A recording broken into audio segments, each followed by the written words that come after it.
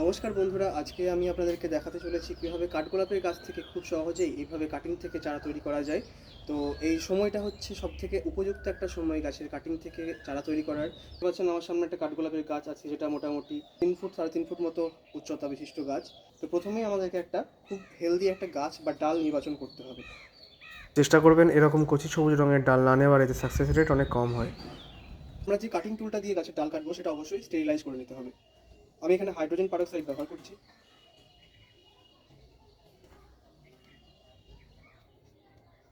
কাঠগোলাপের গাছের ডাল কাটার একটা পদ্ধতি আছে।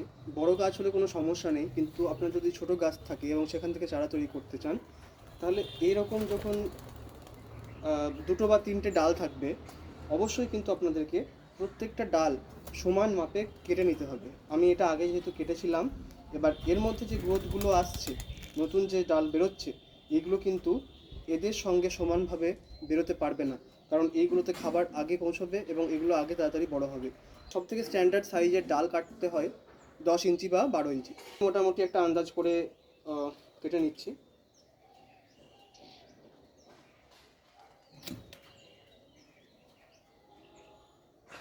একটা কাটা হলো। ডাল কাটা হয়ে গেলে টিস্যু পেপারের সাহায্যে আঠাটা ঝরছে সেটা কিন্তু মুছে নিতে হবে। এটা এখন কিছুক্ষণ ঝরবে। 10 থেকে 20 মিনিট মতো এভাবে একে রেখে দিতে হবে আঠাটাকে ঝরিয়ে ফেলার জন্য। মোটামুটি 10 ইঞ্চি সাইজের দুটো ডাল আমি কেটেছি। তো মোটামুটি আঠা ঝরাও বন্ধ হয়ে গেছে। এবার এই যে কাটিং করেছি, এখানে কিন্তু আমাদেরকে সাফ ফাঙ্গিসাইড লাগিয়ে দিতে হবে।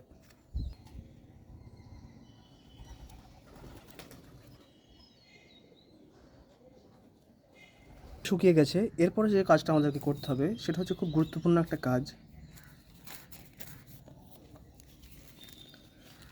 এই সাইজে একটা পলিথিন নিতে হবে। পলিথিন নিয়ে এই যে যেখানে কেটেছি সেই জায়গাটাকে টাইট করে রাবার ব্যান্ডের সাহায্যে এমনভাবে বেঁধে দিতে হবে যাতে ভেতরটা পুরোপুরি ইনট্যাক্ট হয়ে যায়, এবং এই যে ময়েশ্চার, এই জায়গাটা যেন ময়েশ্চারটা হোল্ড করে রাখে। যথেষ্ট টাইট করেই বাঁধতে হবে। এই যে এইভাবে কেন করতে হবে এটাও আমি এক্ষুনি আপনাদেরকে দেখিয়ে দেব। হয়ে গেছে দুটো বাঁধা, ব্যাস। এখন আর কিছু কাজ নেই। এটাকে 15 দিন রেখে দিতে হবে অন্ধকার বা ছায়া জায়গাতে। আচ্ছা, এই যে 15 দিন ধরে কাটিংগুলোকে আমরা পলিথিন জড়িয়ে রাখলাম, এর নিশ্চয়ই কোনো কারণ আছে, তো সেটা দেখাবো। এই যে 15 দিন আগে কাটিং করে রাখা যে কাটিংগুলো পলিথিন জড়িয়ে রেখেছিলাম, সেইগুলোতে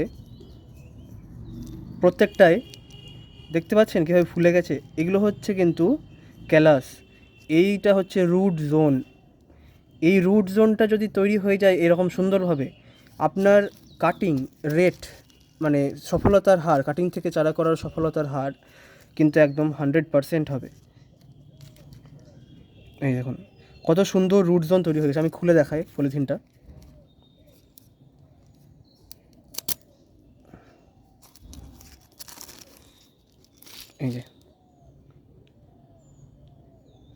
এই যে এটা এখান থেকে রুট ছাড়বে, এই সাইডে সাইডে সাইডে সাইডে সব রুট ছেড়ে দেবে।